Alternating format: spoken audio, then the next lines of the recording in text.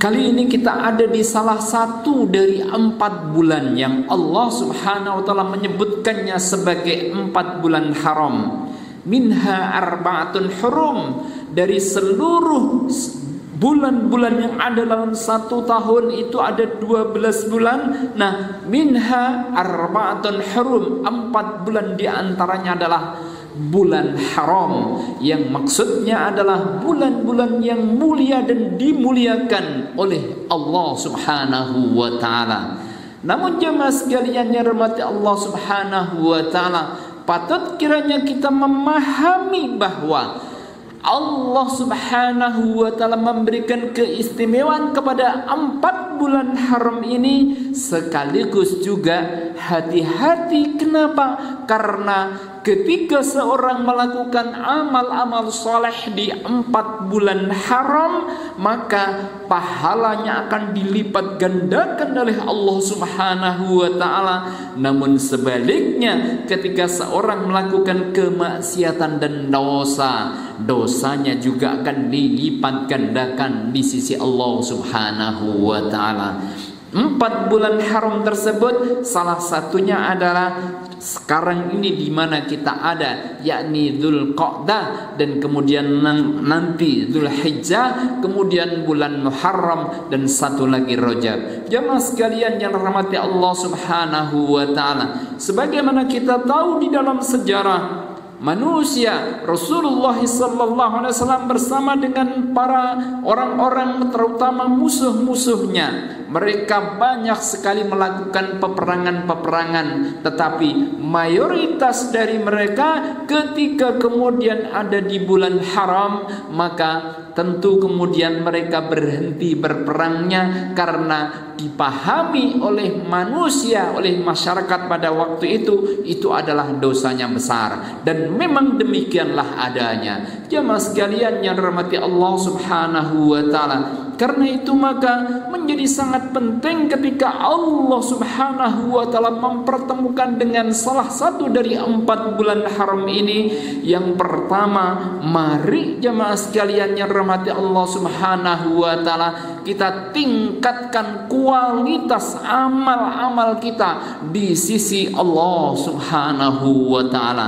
Jemaah sekalian yang dirahmati Allah Subhanahu wa taala, Allah Subhanahu wa taala di ayat 112 dari surat Ali Imran mengingatkan kepada kita bahwa dzuribat alaihimudz zillatu aynama thuqifu illa bihablim minallah wa hablim minan nas.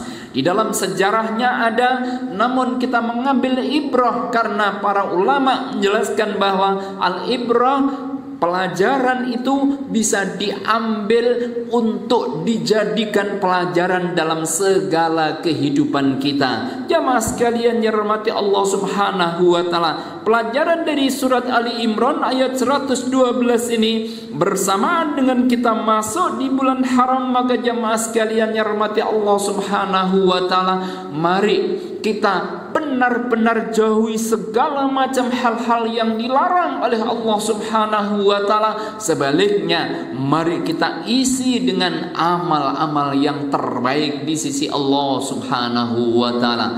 Jemaah sekalian yang dirahmati Allah Subhanahu wa taala, awal dari ayat 112 ini Allah mengingatkan bahwa rangkaian amal-amal dan aktivitas kita itu termasuk 2 hal, masuk pada 2 kategori. Yang pertama adalah hablum minallah, hubungan kita dengan Allah Subhanahu wa taala, dan sekaligus ingat juga hablum minan nas, hubungan kita dengan sesama manusia.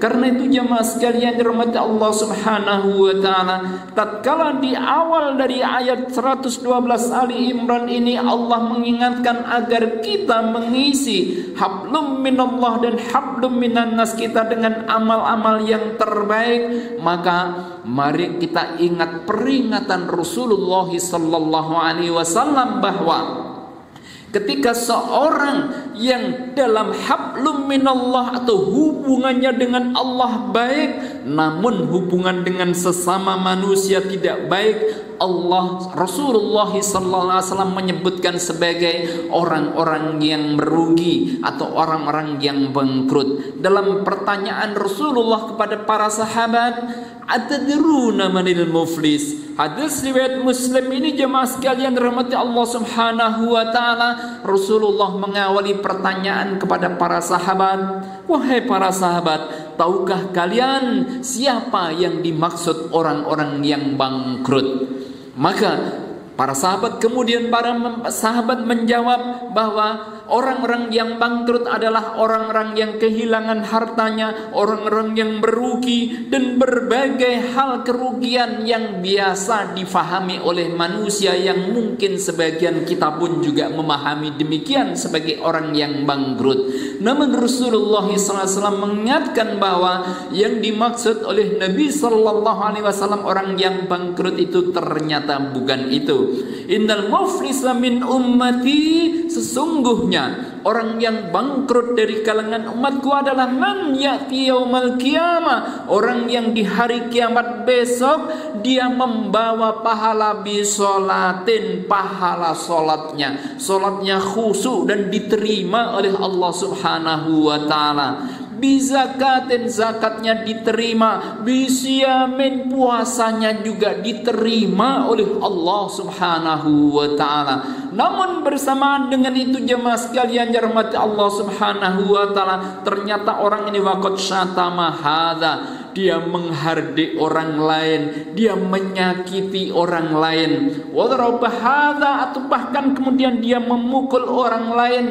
Kerusakan atau kekhilafan atau kesalahan yang juga berbahaya ternyata adalah kalau kita membahasakannya adalah ngerasani orang lain, dan berbagai dzaraba hadza, memukul orang lain, wa qatala hadza, atau bahkan mungkin membunuh orang lain, dan berbagai macam keburukan terhadap sesama. Tatkala kemudian hari kiamat itu sudah tidak berguna harta, sudah tidak berguna milik benda-benda yang dimiliki, yang berguna hanyalah amal. Sehingga jemaah sekalian dirahmati Allah Subhanahu wa taala, orang-orang yang telah berbuat zalim tadi, maka dia diharuskan untuk membayar. Apa yang bisa dipakai untuk membayar? Oh, ternyata dia punya solat, maka pahala solatnya diambil untuk dipakai membayar keburukan dan dosa-dosanya. Kemudian pahala puasanya juga diambil untuk membayar seluruh keburukan dan kezaliman kepada sesama tersebut.